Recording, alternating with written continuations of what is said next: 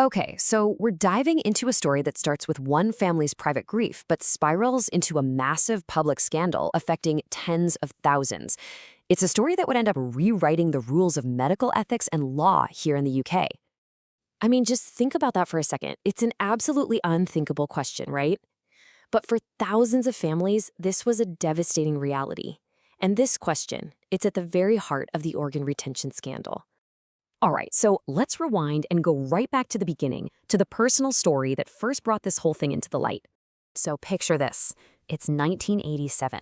A man named Cyril Isaacs suddenly passes away. And as his family is grieving this immediate, shocking loss, they have absolutely no idea that a completely different, drawn-out kind of pain is waiting for them years down the road.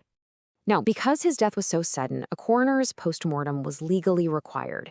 And for the Isaacs family, this was a really sensitive issue. They're Jewish, and their faith calls for a prompt burial. This detail, it's absolutely crucial, because it just highlights how personal and religious sensitivities were at the very heart of what happened next. Now, take a look at this quote. It's from a letter. But here's the kicker. It wasn't written in 1987. It was written 13 years later. I mean, this is a pretty stunning admission that something went terribly, terribly wrong long after the family thought they had laid Mr. Isaacs to rest. And this is the discovery that blew the lid off of everything. For 13 whole years, Mrs. Isaacs believed her husband was buried whole. But the truth? His brain had been taken and kept for research. And she only found this out because she just wouldn't stop digging for answers. You know, Mrs. Isaacs's fight for the truth, it uncovered something huge. Her husband's case, it wasn't some one-off mistake. No, it was part of a systemic, hidden practice that had been going on for decades. So the chief medical officer launches this massive census to figure out just how big the problem was. And the numbers that came back, they were just staggering. Between 1970 and 1999, a total of 54,300 organs, body parts, and even whole fetuses were being held in hospitals and medical schools all across the country. Just let that number sink in. And those parts, they came from 27,600 different people.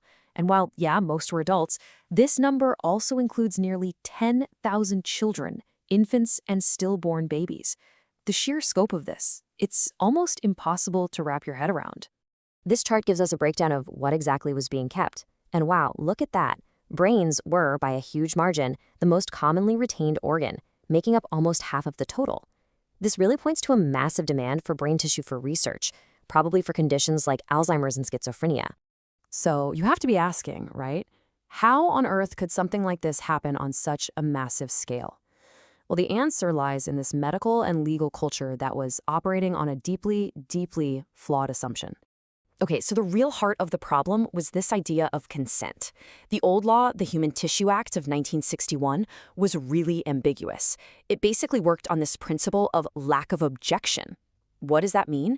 It means if a family didn't explicitly say no, and they often didn't because nobody told them they even could, then consent was just assumed. That is a world away from what we expect today, which is active, informed consent. And this total lack of transparency, it left grieving families completely in the dark. I mean, they often had no idea that organs might be removed in the first place, let alone that they might not be put back. They were never told these organs could be used for research, and they were certainly never, ever given a choice in the matter. But the investigation that Mrs. Isaacs' case kicked off, it led to this landmark report that basically demanded a complete overhaul of the whole system. The new focus? Placing the dignity of the deceased and the rights of their families right at the center of everything. The Isaacs report laid out this really clear four-step path to fix things. First, make it a criminal offense to keep organs without proper consent. Simple as that. Second, get rid of that vague lack of objection and replace it with the clear requirement of active consent. Third, you have to ask the family what they want done with any retained organs. And fourth, ensure total transparency. Give families the information they need in writing so they actually understand what's happening. So, the fight that the Isaacs family started, and the thousands of others who were affected, it was not for nothing.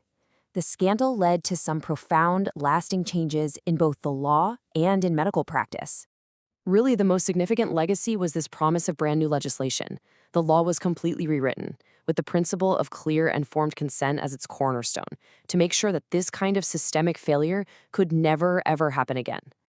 And to help deal with the fallout, a new group was created, the Retained Organs Commission. It was so important. It provided a helpline, it worked with hospitals, and crucially, it gave thousands of families a way to finally get answers and have their loved ones' organs returned for a proper burial. You know, this whole story forces us to grapple with a really tough question, one that's still so relevant today. The need for medical research is undeniable, right? It saves lives.